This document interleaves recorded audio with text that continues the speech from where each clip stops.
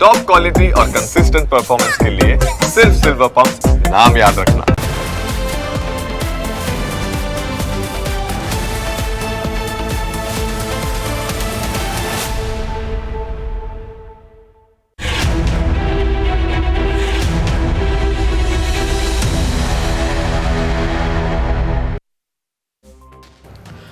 જે રીતે દહેગામ તાલુકામાં એક આખું ગામ વેચાઈ ગયાનો ભૂતકાળમાં દાવો થયો હતો, તેવી જ એક ઘટના મહેસાણામાં બની હોવાની વાત વહેતી થતાં લોકોમાં તેની ભારે ચર્ચા જાગી છે। તેવામાં ન્યૂઝ કેપિટલની ટીમે ગામમાં જઈને આખી ઘટના શું છે તે જાણવાનો પ્રયાસ કર્યો। શું ગામ વેચાયું છે કે પછી વહેતી થયેલી વાત પાયાવિહોણી છે? આ તમામ બાબતોનું વિશ્લેષણ આજના એપિસોડમાં કરીશું। મહેસાણા જિલ્લામાં કડી તાલુકાના તરસનિયા ગામનો આ કિસ્સો છે, જ્યાં પ્રાથમિક શાળા અને મહાદેવ મંદિરવાળી જમીનનો દસ્તાવેજ થતાં વિવાદ છેડાયો છે। 100 પરિવારોના તરસનિયા ગામમાં સર્વે નંબર 333 વાળી જમીન ઉપર વર્ષ 1980માં પ્રાથમિક શાળા બનાવવામાં આવી હતી, જ્યારે વર્ષ 1976માં નીલકંઠ મહાદેવનું મંદિર બનાવવામાં આવ્યું હતું। અત્યાર સુધી તો તેને લઈને કોઈ વાંધો ન હતો, પણ ગામમાં એવી અફવા ફેલાઈ કે લોકો પણ સ્તબ્ધ થઈ ગયા। ફક્ત ગામ જ નહીં, આખા જિલ્લામાં ચર્ચા થવા લાગી કે તરસનિયા ગામ વેચાઈ ગયું છે। જો કે આ ગામની હકીકત જાણ્યા પછી જે તથ્ય બહાર આવ્યું છે તે જાણવા જેવું છે। હકીકતમાં ખાનગી સર્વે નંબરવાળી જમીનના મૂળ માલિક બિરેન સૂર્યકાંત પટેલ હતા।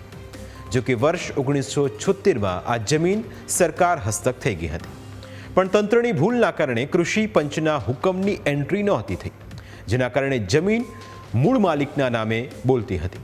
આ જમીન 10 ડિસેમ્બરના રોજ વેચાઈ ગઈ, જેનો નોંધ નંબર 6562 હતો અને દસ્તાવેજ નંબર 19753 હતો। આ જમીન વેચાણ થયા બાદ ગામના વતની પૂર્વ સાંસદ નટુજી ઠાકોર અને અન્ય ગ્રામજનોએ આખું ગામ વેચાઈ જવાનો આક્ષેપ કર્યો હતો। કોઈ પણ વસ્તુનું ધ્યાન રાખ્યા સિવાય ભૂમાફિયાઓના સંપર્કમાં આવીને આજે આ જમીનનો દસ્તાવેજ એ લોકોને કરી આપ્યો છે। ખરેખર તો અધિકારીઓએ 7/12ના ઉતારા 52-53 થી જોઈ અને તપાસ કરી અને પછી ખરેખર દસ્તાવેજ કરવો જોઈએ। તો 52-53 થી ઉતારા જોયા સિવાય ઘણા આ લોકોએ દસ્તાવેજ કર્યો છે, એ ખરેખર ખોટો છે। બીજું 1970માં પણ આ જગ્યા શ્રી સરકાર હતી અને શ્રી સરકાર જગ્યાને કઈ રીતે આ લોકોએ પાછી લાયા ને એની ઇમની સીધો દસ્તાવેજ કર્યો છે, જે જૂના નામોના અનુસંધાને। તો મારી વિનંતી છે, કલેક્ટરને પણ અમે આ બાબતે રજૂઆત કરવાના છીએ અને સાથે સાથે મુખ્યમંત્રીનું પણ ધ્યાન દોરવાના છીએ કે આમાં ગરીબ લોકોને ન્યાય મળે।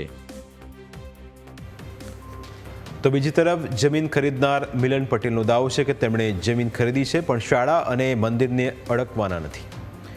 ગામ સર્વે નંબર 334માં વસેલું છે, જ્યારે તેમણે સર્વે નંબર 333 વાળી જમીન ખરીદી છે।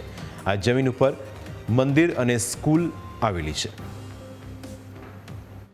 અમે કોઈ ગામની જમીન કે ગામમાં એટલો સર્વે નંબર ખરીદ્યો જ નથી। એની બાજુનો 333 નંબર ખરીદ્યો છે, કે જેમાં ખાલી એક સ્કૂલ છે અને એક મંદિર આવેલું છે, અને એ મંદિરને સ્કૂલને અમે અડવાના પણ નથી।